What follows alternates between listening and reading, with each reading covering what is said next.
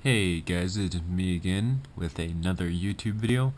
Today we're going to be looking at a new Lego gun mock of mine, and it won't be this or this, but instead will be this. So what you are looking at is a fully selective fire handgun. And by fully selective fire, I mean it has semi-automatic, safety, you have your burst setting, and then you have your fully automatic setting. And it shoots in 2-round bursts, by the way. And just for this demonstration, I'm going to make the slide a, I don't know, kind of a sand yellow, so you guys can see the details that are on it. Okay, so we're going to start with the stock and work our way forward to the muzzle. So starting with the stock, as you can see, it's a very interestingly shaped stock, and it's kind of modeled after the Kel-Tec PMR 30 stock. And the Kel-Tec PMR 30 stock also includes these 3 slits within it that hold extra magazines for the weapon. Now then the Kel-Tec PMR 30 fires the .22 Magnum, or 22 Magnum, which is a very large round, but kind of small at the same time. It's just an elongated 22 cartridge. And this weapon fires the infamous 9mm round. But I'm sure eventually you'll find conversion kits for 45 ACP, maybe up to 50 Action Express, but whatever, whatever. Just keep that in the back of your head. You might see those sometime soon. So I did include the little slits inside this stock, and there's only 2 of them because I didn't want the stock to be too long.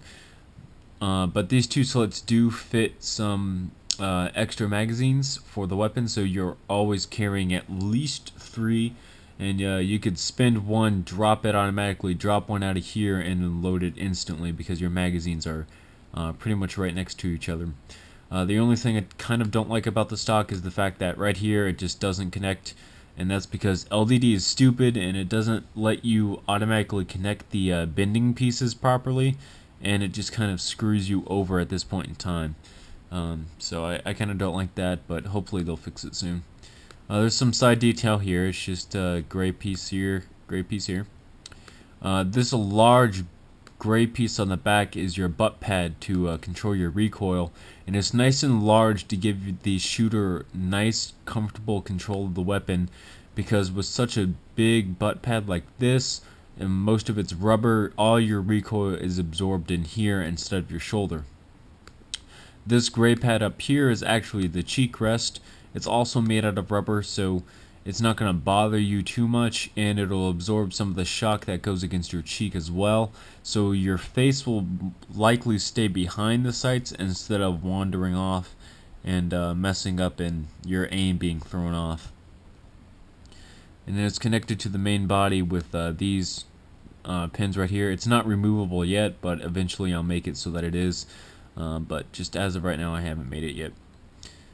So moving down into the pistol grip, as you can see, there's rubber grips on the back here to make sure your hand doesn't slip. Rubber grips on both sides of the pistol grip. And then down at the bottom, we have where the actual magazine loads for feeding into the weapon, right here. It's nice and hollow inside, and it's got kind of like a little lip on the back here, so the magazine, kind of hangs out, but it gives the grip a really cool detail. And then we move up into the trigger guard, which is made out of some bent pieces and then kind of forced up into the body of the gun right up here. And you have your curved trigger, and it's a fully functioning system, so you also have the bar in here to stop the trigger from going too far forward, and then you have the little kind of ball joint on the side over here that you strap your actual rubber band to keep your trigger forward, and that allows it to auto reset. And then we have these little pieces coming up off the grip right here to kind of make a nice little curve to it, just give it more detail. On this side we have our functioning slide lock, which lines up perfectly with the slide, and that will be shown right now. But before we can get to this, I have to show you the hammer. Now then, the hammer is aligned with your striker mostly, and basically when you pull the slide back, the hammer will drop down as well. So it kind of comes down to right about here. So that's what it looks like with the hammer down. As you can see, this little dot is the striker, and anything in this sand yellow is going to move back. So I grab the sand yellow and move it back to here. And as you can see down into your trigger grouping. I'm hoping to cover that up soon. And then you can also see where I got the rubber band connector here. And I don't know if you can see it up here, but oh, you can. Here's the other rubber band connector. So both rubber band connectors are exposed in case your rubber band breaks. It'd be much easier to repair. Like I said, the slide lock does work. You just kind of bend it up like so. And with it bent up like so, your rubber band will pull your slide forward into it. And that will keep it locked back in this steady position right here. Moving on to the front part of the weapon, we have the kind of the curved guide spring. What goes around the guide spring, basically. Speaking of guide spring, here it is right here. Here's your guide rod itself. The spring would be crunched up behind this piece, but since this is Legos, it's kind of hard to find springs that will fit around these types of pieces. So I just use the rubber band system instead. So that's why there's rubber band connectors right in here. You also have your exposed barrel, 7-inch barrel, by the way, and it's got this kind of weird looking muzzle brake on the end, kind of like the Beretta 23Rs that Zotzi Nambies did. Whew, let's say, can I hit back and then the slide go forward? Perfect. So if you want to see kind of like a shooting demonstration of it, I can do that. Oh, I didn't even realize it moved. So this is how far your slide moves. It moves 5 studs instead of the normal 4 studs that people usually do. I just feel as if it kind of felt better to give it a longer movement than a shorter one. So it has 5 studs instead of just 6. Your hammer moves like so. Oops. And then your slide lock moves up and down like so. And the good thing about the slide lock is if you turn it upside down, you have enough room to place this piece that kind of sticks out a little bit, which means it's easier to thumb it up and down. Okay. The sight picture is just a notch in the back with a post in the front, basically. Kind of looks like this. And then the fire selector, ambidextrous fire selector, works like this.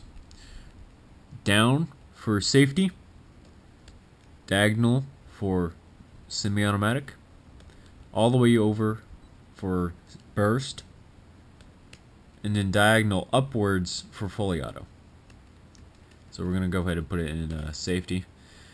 And it's ambidextrous, so this side moves as well. So we're going to go move, move, move, move, look over here, move, move, move, move, look over here, and it just kind of, it goes all the way around. And it's got this kind of oblong shape to it, so it looks really nice. On the side of the slide here, as you can see, we have these little vent pieces that almost look like air conditioners. They're for the nice texture that they give, and it gives the operator more grip on the slide so his fingers don't slip when he cocks it back. And pretty much the last detail that we got to go over is this rail system down here that is also a counterweight. This upper piece here is lead, and then this is the rail itself. So there's a lot of weight on the front, which will keep your muzzle down, plus the stock here, which will also keep your muzzle down. So it's a very accurate gun even on the full auto. Very low recoil. It's only 9mm. It's pretty easy to keep on target. So it's a pretty interesting gun.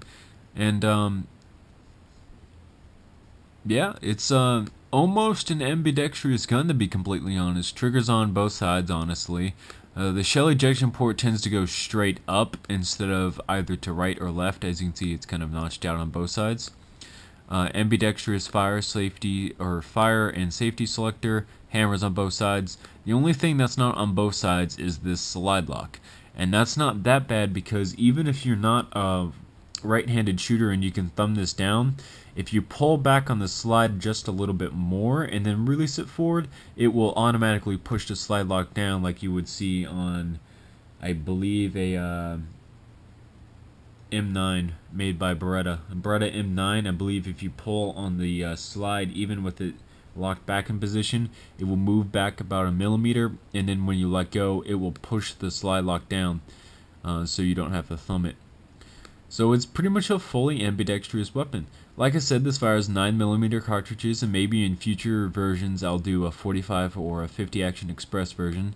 But this is what we got so far, and it looks really good. So I'm glad at how this turned out, and if you guys want to see more videos like this one, remember to comment, rate, and subscribe. And if you guys want to see more of this MOC, check out it on the website that I made. It is BlueJay.weebly.com. Go check it out. Support me. It'd be greatly appreciated. See if we can't get enough money raised up by the end of the year to buy a butt ton of Legos. Start making some real life Lego MOCs for you guys instead of you having to look at the screen. So, yep, those are my plans lately. I'll see you guys later. Thanks for watching. Remember to comment, rate, and subscribe for more videos like this one.